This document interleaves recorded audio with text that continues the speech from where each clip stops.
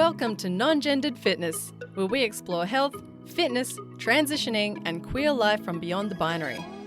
Proudly brought to you by Fearless Movement Collective, the home of queer fitness and health. And here's your host, Bowie Stover. Hi there, welcome to Non-Gendered Fitness. This is episode number 15. My name is Bowie Stover, my pronouns are they, them, and it's ploppin' awesome to have you join me today. So this show is recorded on the stolen lands of the Wurundjeri people of the Kulin Nation. Sovereignty never was and never will be ceded, and I pay my respects to the elders past, present and emerging. So in this episode, I want to take you through a deeper look at moving your body safely at home. See, we all share some common issues, and this is because we all tend to spend a lot of time sitting. And while we're all isolating, this is likely to have increased in so many people. We can't get up and move about the way that we usually would. We're not in our usual workplace. We're not following those usual routines that we would. So being home, we are just in a smaller space with just nowhere to go. And so we're sitting a lot. And regardless of who you are, sitting creates a bunch of issues in the body. See, we weren't designed to sit the way we do in chairs for like extended periods of time.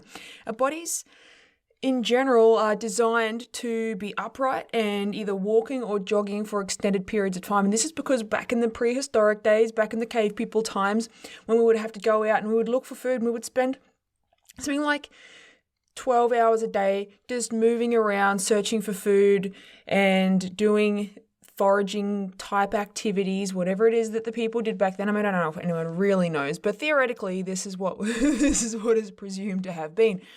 So we were moving about. We didn't have chairs. We didn't sit for long periods of time because if we sat for long periods of time, we didn't have enough food. And then, you don't have food, not good things happen to you. So our bodies were designed and evolved to be how they are, to be upright. It's why we have butts the way we have butts. And I know I've talked about our butts before being the whole reason why we have our upright posture. I mean, you could look at monkeys as an example because they are said to be our closest animal relative, but they move on all fours. And if you look at them physically, like they can stand upright on their feet for periods of time, but they don't have butts like we have butts. So it's an advantage that we have. Our butts make us the way that we are. Who would have thought butts could have so much purpose? So when we sit though, what we are doing is limiting the use that we give to the muscles in our butts to stabilize, and the more we are giving for the muscles in the fronts of our legs to become tight. And when one muscle group is tight, its opposing muscle group must be loose so that we can have some functionality in the body. So being that technology has kind of influenced how we work, even in our daily lives when we're not in isolation, with that focus on sitting more, it can cause our bodies to have some tightness in areas where it wouldn't usually. So when we look at getting more active by, walking or adding some structured movement to our week, we can wind up in some trouble because our bodies just aren't used to being in other positions. So when we go from being less active to more active, it's really common for people to jump right in and do a bunch of big movements that they may not be used to for as many days in a row as they can, because when you're feeling motivated and excited, you're like, yes, this is it. I'm going to start moving more. I'm going to set my goal. I'm going to get up tomorrow morning, and first thing I do is I'm going to go for a run, or I'm going to go and do a training session. I found this great person on YouTube, or I've decided that I saw this post on Instagram and it said to do this, so that's what I'm going to do. So we jump up and we go all in. And it's something that I've seen in so many people, and it's something that so many people have trained over the multitude of years that I've been coaching people. They've all, at one point or another, engaged in starting training in that way. It's like this big all in. I have to do everything all at once. This person's doing that full squat to maximum range. I'm going to do that. And when we're not accustomed to that, and when our bodies aren't actually functioning to the best that they can. And what I mean by that is that we have muscles that some of them are a bit sleepy and a bit sluggish and they're not doing their jobs. And we have some muscles that are too tight and they're doing too many jobs. And we've got this combination. And what happens then is we go straight into doing some big stuff when we're asking those sleepy muscles to do work that they're not really good at doing because they get a bit sluggish. Then we end up straining ourselves. We end up really sore, and you may get like 2 or 3 sessions in and then not be able to move for a week and a half because you've become so stiff and so sore and so tight. And that doesn't help you because it's going to, one, be so uncomfortable when it's not necessary to be that uncomfortable. I mean, training is designed to give you some discomfort. If you can't move for a week or so after you've done a training session, that's not doing you any benefit. And contrary to what the fitness industry talks about with saying no pain, no gain, and, blah, blah, blah, all of that sort of stuff, if you're too sore to move your body, then you're not going to be able to move your body regularly. And when you can't move your body regularly, you're just not going to get the benefits that movement can give you because it happens so sporadically that your body doesn't have time to start building those adaptations consistently, right? So when we jump right in, you may feel good for a few days, but then you're waking up and you've got a sore back or a sore neck or sore hips or calves and you've never experienced it before. And it's definitely not that, I feel used type of sore. It's like, oh my gosh, I can't stand up or sit down type sore. Or more of a, I feel like I've damaged something type sore. And that's really not going to help us. So, because when we're suddenly asking our muscles that aren't used to lengthening much at all to suddenly start lengthening, that's when we cause trouble. We see sitting causes our muscles to be more used to being kind of crunched up and tight. So we're shortening the muscles in the fronts of our legs, the muscles across the fronts of our chest and in the front of our shoulders. They start to crunch over and shorten, and we kind of end up in this little tight ball. So it's really important when you begin to move your body to do it gradually. And I know that doesn't sound like fun, and it doesn't go with what so many of the messages out there put out by other trainers and by the fitness industry says to do. And it can be really easy when you are feeling motivated, as I said, to want to just jump in and smash out everything you can. And I know so many people have done that, and I've done that. Back when I first started training, before I became a trainer, I'd tried out some training sessions. It was boot camps. I tried out some boot camps. And I remember doing the sessions, and I mean, at that time, I thought I was pretty great. I was not. I know I've shared with you that my thoughts of who I was and the actual reality of who I was physically were two very different things. And I jumped in and I did a few boot camp sessions, and I felt terrible and I couldn't move, and I didn't end up staying at them for very long because I didn't feel motivated to do it when I couldn't spend the rest of my days moving around with comfort, and it wasn't worth that trade-off for me. Now, last week I spoke about stretching. I think I've spoken about stretching more than just last week. You're probably going to get sick of hearing me talk about stretching, but stretching is your best friend. And I know that it's not always the funnest activity, and it can be uncomfortable and, a little bit boring. But when you begin to move your body or trying to move your body in different ways, it's super helpful. But stretch alone is not enough. So it's great for relaxation, but if we want to practice some more intense movements, we need to couple that stretch with some activation of the muscles. Because activating our muscles is really important. It works as a kind of a reset for our muscles to remember how they can move and function. So when we spend a long time kind of seated, we get tight through the fronts of our hips, we get rounded in the fronts of our shoulders, get tight in our chest, our muscles begin to get used to being in that position. So when they get used to being in that position, that's the go-to position for them, and it's not where they're supposed to be. So when we stretch our muscles out and we lengthen them up, and they're like, oh wow, actually I can do this. This is amazing. And they stretch out, and it's really great. And for a short period of time, you might even find that they stay quite loose, but then give it a day or so and suddenly they're getting tight and tight and tight and you're back to that position where you were. So stretch is really great because it's kind of like, it's going to wipe the memory of the muscle. It's going to be like, hey muscle, look what you can actually do. And the muscle's going to go, holy shit, look what I can do. But then we use activation, so we get those muscles to engage and do a little bit of work in that new stretched out position, and that kind of resets the memory of the muscle for where it thinks it can be. And all of a sudden it's like, I've worked in this position. I've gotten signals from the brain coming down to all the muscle fibers and not just some of them, because sometimes the messages, the less we move our muscles, sometimes the little messages that our brain sends to our muscles, some of them just get lost along the way. So we don't necessarily have the full signal come to all of our muscles in a certain muscle group when we want to move it. And that means that some areas of our muscle group is going to work more than others because some of them just didn't get the message.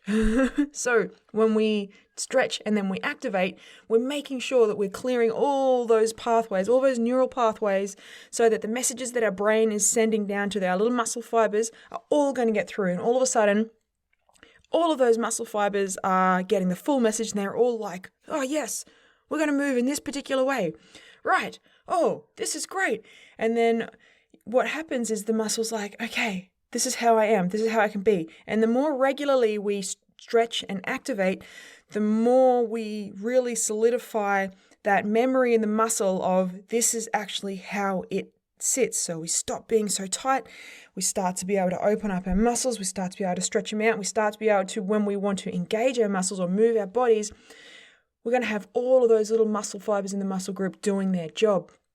And this is a really important thing, especially when you're going to start bringing movement into your day, because we can't just jump straight into big movements when we don't have everything moving and stretching and talking to each other the way it should.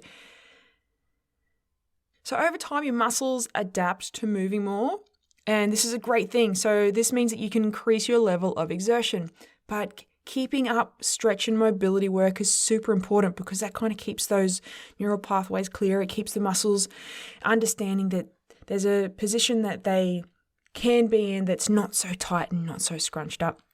And the more we move our bodies, the more our bodies adapt to those movements, which in turn, like I said, means you can add more load and then you can start to exert more and you can start to challenge your body in new ways. But when we first start and our body is not used to this, it can actually cause you quite a bit of trouble. And I'm pretty sure you're going to get sick of hearing me say this, but stretch and mobility are pretty much the key entry point to introducing physical activity to your life.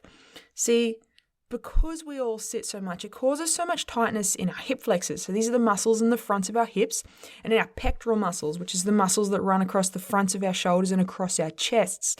So having tightness in these two areas throws our whole body out of whack, and we end up kind of hunched over with rounded shoulders, and our legs feel like they're not necessarily able to straighten completely out. And you may notice, if you're someone who suffers from like neck pain, shoulder pain, upper back pain, headaches, that it could be because you're actually, when you sit, your shoulders roll forward and you're a bit tight through the front. Or alternatively, you could be someone who experiences hip pain, lower back pain, knee pain, or ankle instability. This really often comes from hip flexors to the front of the hips. Or you could be someone that experiences a combination of both. And when we're in this situation and then we go, I need to get more active, and we jump right into something, this is when the trouble can happen. So how can you get active while supporting your body to move better and avoiding injury? Because that is what we all want, right? We all want to be able to move our bodies as best that we can in the ways that we are able, because not everyone is going to be able to move their body the same way. We all have different ways that we can function, and they are all due to different things. It could be from injuries, it could be from the way that our bodies are made, that just some of our joints function differently. So when we want to look at how we can begin moving our body, first we need to look at the habits that we're doing that can be causing a lot of this tightness. So for a lot of us, we're at the moment sitting a lot more, we're at home all the time, and we might be feeling stiff, we might be feeling tight. So what you can do is start taking breaks through the day where you can spend a couple of minutes not sitting and just moving your body. And walking to the fridge or the toilet does not count. Getting up for that snack does not count as moving your body, because you're just going to go grab the snack. You're probably going to go and you're just going to sit straight back down. So just taking a moment, standing up, stretching it out, moving your arms around, seeing if you can wiggle your hips a bit, really kind of stretch your arms out in front of you. Just move your bodies, explore the ways you can move your body. Great way to start, because it all starts with changing the things that are causing that tightness to begin with. You could also add a couple of walks to your week. I know that where I am in Australia, and I think across the whole of Australia, one of the things that we have been allowed to do, even though we've been socially isolating, is go for walks. We've been allowed to go outside for exercise. So if you're someone who's able to go for a walk, add 1 or 2 walks to your week. Really great way to help get you moving. And it doesn't have to be intense. It doesn't have to be a long walk. Seriously, you can start with a 15-minute walk.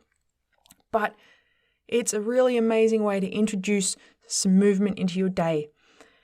You can start looking at what classes are around that you can pop in that are more of like that group coaching session. There's lots of them on YouTube. I know I've shared them with you. There's ones that I do on Facebook. They're free. You can jump in, follow them along. There's a bunch of other trainers I've seen on Instagram doing really rad stuff as well. Now, it's great to jump into one of those classes, but you really, really want to find one where they do take time to focus on mobility at the start. You don't want to be going into a class that's jumping straight into just a lot of big movements without spending a good 15 minutes at the start on just getting your body warmed up and moving and stretched out. Jumping straight into something that is high intensity may seem exciting and fun at the time, but it may be best left until you've been a little bit more active for a little while. Because we need to remember starting movements safely is really important. So we need to begin with basic movements. See, there are some pretty badass looking movements out there.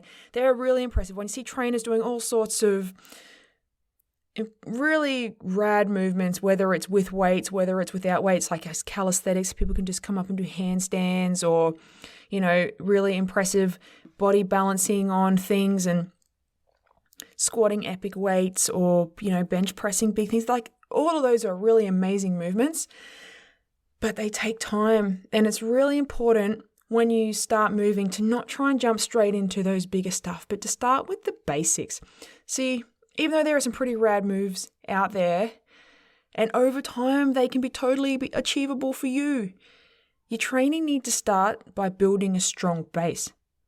So what do I mean by that? So building a strong base means getting good at your functional movements, because this is what everything stacks on top of. So you might be wondering what the plop is a functional movement. Well, these are movements that pretty much every exercise you ever do will fall into one of these groups, whether the exercise is at its introductory standard movement or whether it's at a progressed level to be something quite fancy. And these movements are squats, a hip hinge, like a deadlift or a kettlebell swing, a lunge, it's like a lunge step, a push movement, like push-ups or overhead presses, a pull movement, like pull-ups, or a carry, like farmer's walk. So these squat, hinge, lunge, push, pull, carry.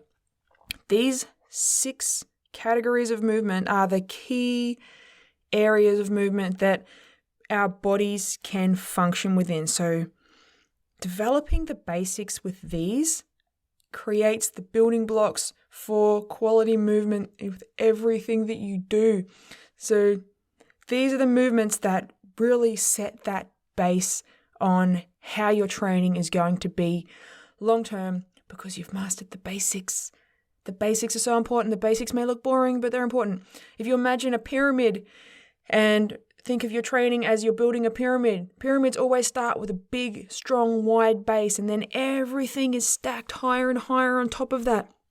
You need a really strong base so that you can move your body long term, because I'm sure that's what we all want to be able to do, is in some way be able to move our bodies to help us feel good, not just for a short time, not just, as stupid fitness industry says with, get fit for summer, because, bodies are seasonal, aren't they? Jeez. So when we look at moving, we're looking long term, because it's long term that we want to have these benefits of feeling better within ourselves, being able to have our bodies align with our identities, with feeling just more energized, with being happy to be us. And movement is not about, getting that cookie cut ripped body either. We can move in so many ways, and it has nothing to do with toning or losing weight. It's about connecting with ourselves. But to do that long term, we need to start with that solid base. We need to learn the basics, and then we build everything from there. It's like we've got to earn our right to move. We spend so long sitting, we as kids, it's like, kids run around, they play, they're always active. Kids do stuff that I am always in awe of because they are so strong and they can do some really cool stuff like skipping. Skip for hours. I can skip for like 2 minutes and I'm exhausted. But kids move their bodies in every way that they possibly can. And then we get to school and we're told to sit down and stop moving, and we spend how many years in school? Like 12 years in school, sitting at a desk, not moving. So we go from discovering all the amazing ways we can move our bodies to then losing all of that because 12 years of sitting at a desk is only training our bodies to tighten and lose functionality. So when we decide to start moving when we're older, we've got to start from when we were as a 6-year-old, when we had told to sit down and not move our bodies, right? So we're right back at that starting point of having to earn the ability to move, to explore how we can move. However, what we've usually had happen in that period of inactivity is like injuries, imbalances in our muscles, which has caused wearing in our joints in different ways. So we've got all these little dysfunctions and stuff that we've got to contend with as well. So this is why it's so important when we start moving to really build with the basics, because we want to be safe long term, and we want to be able to get to a point where we can move our bodies in an abundance of different ways that feel good for us and that we're capable of doing, and know that it's going to be safe. So there's a reason why the standard movements, the classics, the ones that are always around and have always been around, like squatting, deadlifts, push-ups, pull-ups, lunge steps, heavy carries, there's a reason why they've always been around in the training world when it comes to exercise, and they've never faded off. Like, you've got fads, training fads that come and go over time. So there's a reason they have stuck around, and it's because they are the building blocks of everything you will ever do with training. So when we approach training, we need to look at what works and what's worked for as long as training has been around, and we start there. But we don't start there with like the big weights. We start there by learning the movement pattern. And once we develop that movement pattern, then we can start adding weight, or then we can start adding some more dynamic movements to it, whether it's more of explosive movements and stuff like that. Now, I know this may also sound a bit dull because it's not a lot of messaging that's put out there by a lot of the trainers or fitness industry. It's not about that. They don't necessarily take that moment to step back and be like, well, what are you actually capable of doing? Because the fitness industry pumps stuff out that's really cookie cut and assumes that everyone is functional, assumes everyone is able to move their bodies to a full range of movement, and that everyone is at some sort of baseline fitness level that doesn't take into account so many different factors in people's lives. So it's really, fitness industry is designed for people who are already quite active and fit. And that's just not the case. That is not most people. And when that's all that's on offer, I can see how it can be really challenging to see that there's an alternative to that, or understand that just because that's all that's out there, that doesn't mean it's the best option out there.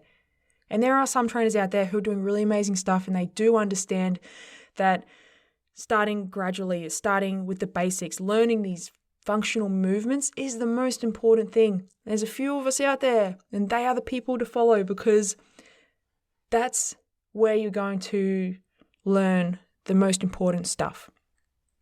And it's not always the glorious stuff. And that's the thing with moving our bodies. It's not all like glorious movements and really impressive stuff. It's all the little stuff. It's practicing consistently, all the little stuff, working on your squat, working on that hip hinge with your deadlift, working on building your push-ups, like really small things. And over time, they are the movements that really benefit the body. And of course, there's more advanced versions of them that you can go to. Squatting with single leg squats of a multitude of variations. You can do single leg deadlifts. You can do single hand push-ups. Like all these variations of exercises that do increase the intensity so that once you've mastered that basic standard movement, you can keep on building strength, because see, our body adapts over time. So to start with, we need to allow our body to adapt to a movement before we progress. We can't just have every workout a different movement all the time, every time, because our body never actually has time to adapt to a specific movement pattern, gain the strength it needs, gain the muscle tone that is required to stabilize in that position before moving on. And a lot of group class sessions out there can be like that. They're not necessarily going to focus around working on the one thing. And I see why. It's not always the funnest stuff. See, one of the things I've heard so much over all the years that I've been a trainer is that someone can't stick to the basic because they get bored. It's so repetitive. It's like, yes, this is training. Training is all about repetition. Now, as a segue, I do respect that some folks are neurodiverse and are challenged by repetitive actions, and they do struggle to focus on a session for an extended period of time. And I get that. And there are always workarounds for people in those circumstances. But for neurotypical folks out there, when it comes to this story that they need to be doing something different every time, just remember that is a message that is spread by the fitness industry that wants to funnel you into a gym where you are just a number, where they just use you and your desire to change your lifestyle, to change your body, and they just want you in there without really wanting to support you. Because if they wanted to support you, they would take the time to develop classes that would support all of your needs. And that's just not the case. The fitness industry doesn't do that. They're like, variety, you need a different training session every time. Training needs to be fun. Training always has to be different. Blah, blah, blah. And it's like, no, that is not true. And like, well, variety is great. And our bodies, like I said, do adapt over time. So it is possible to add variety, but you need consistency in specific movements for a certain period of time to develop your body to be strong in those ways before you move on. You need to give your body that time to develop that. And that is where real progress is made. So if you are someone who says, you know what, I have to have a different training session every week because otherwise it's boring, please just take a moment and understand that the benefits of real training come from that repetition. And maybe that understanding will help you to stick to it a bit more, because that's how you're going to learn to move your body without injuring yourself. Because, I mean, at the end of the day, the most important thing is, like, you don't want to get injured. You want to be able to move, but you don't want to hurt yourself. So you got to start at the start. And that is the start. Start is with the basics. Start is repeating the basics over and over again until you get them down. It's mastery. And then once you've got that down, then you move on to something different. Otherwise, you're just not going to get the benefit there.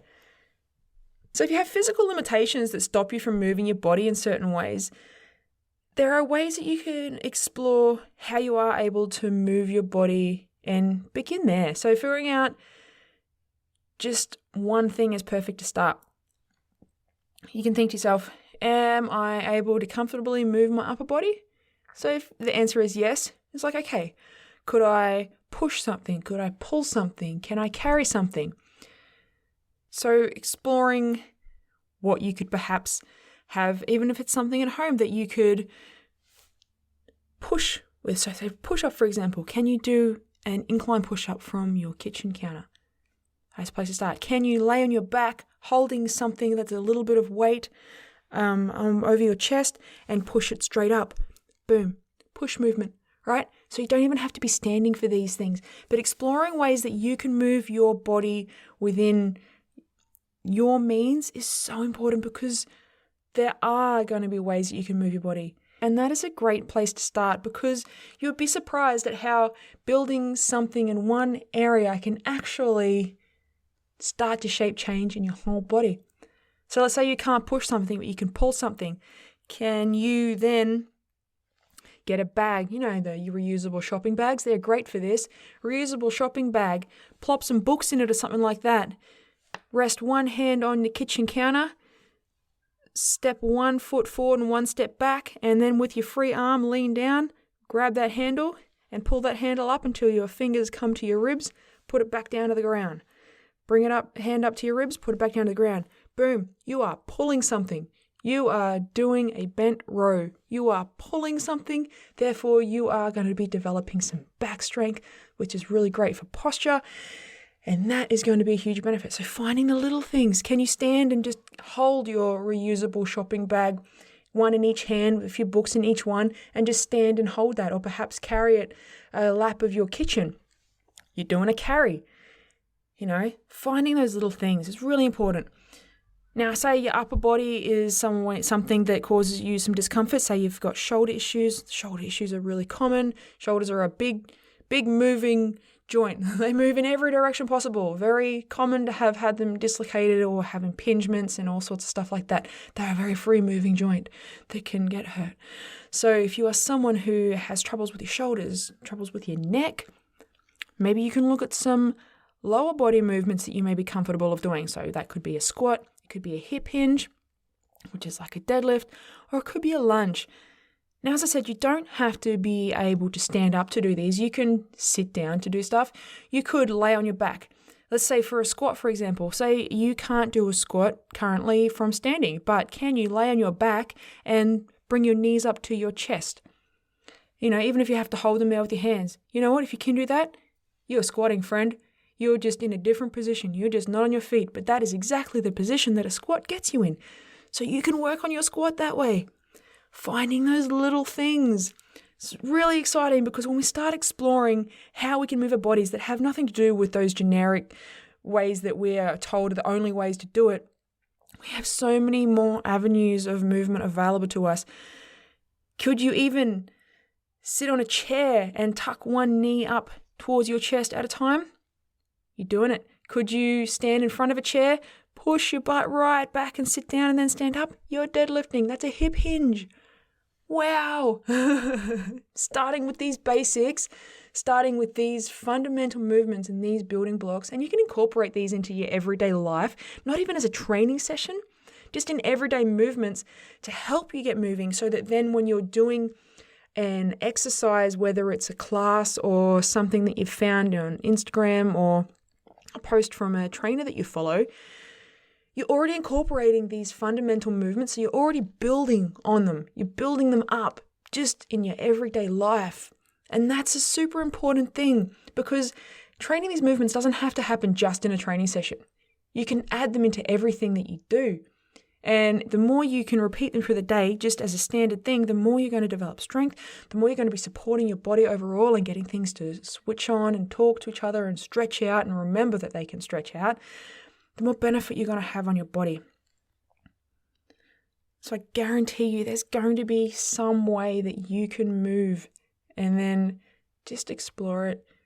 Add it into your day however you can. Hip hinging for sitting down is a really great one. It's actually how I learned to kettlebell swing, because I was so terrible at it.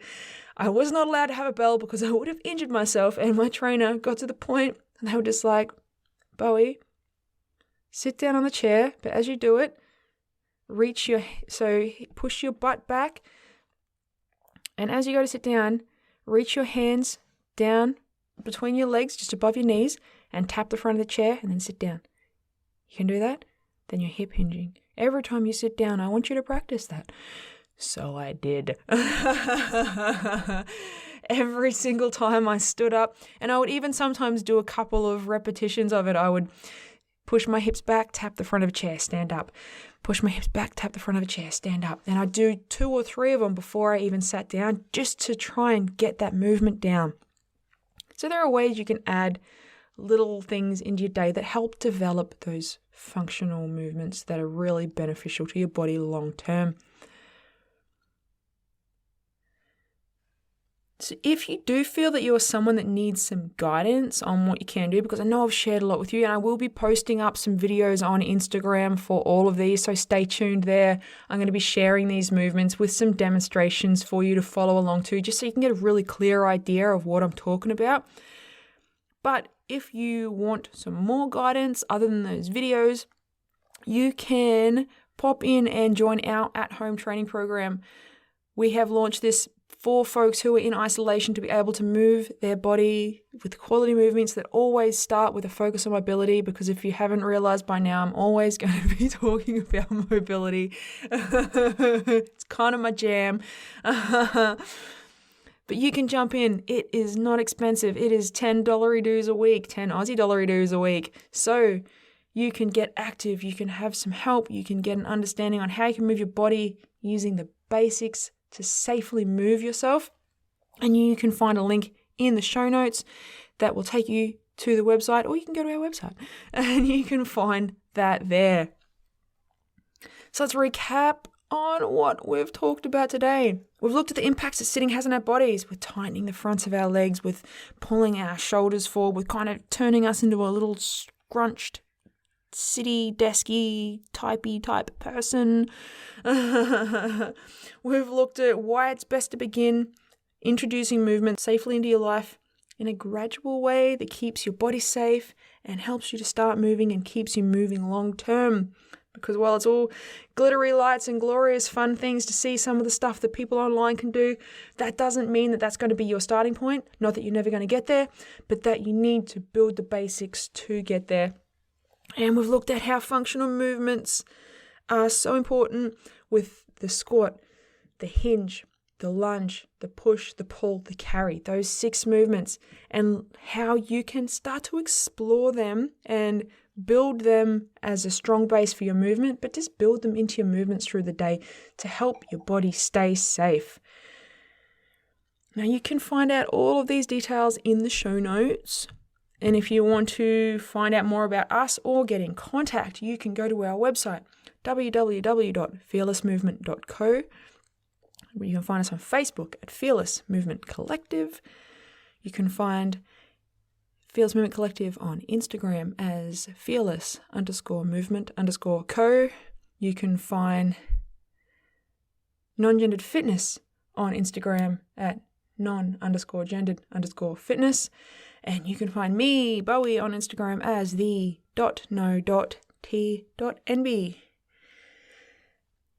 Now, before we finish up, I want to say a big thank you to everyone who's listening to this podcast. When I started this, I never could have imagined that I could be reaching folks all around the world. It has literally blown my mind. I thought, some people in Melbourne or some people across Australia would listen to me. And while there are people in Australia, I am just so blown away that I have people who are listening in Algeria, in the Netherlands, France, Germany, New Zealand, Spain, Canada, Ethiopia, Indonesia, Italy, the UK and the US. So thank you all so much to each of you out there for tuning in, for being your amazing selves, for joining me each week. I really hope that what I'm sharing with you is just helping you in some way. I'm really grateful to have you as listeners. So until next week, friends, remember, you can move in amazing ways. Take your time in discovering all the ways that you can move. Stay safe and master the basics. Have a rad as day, pals.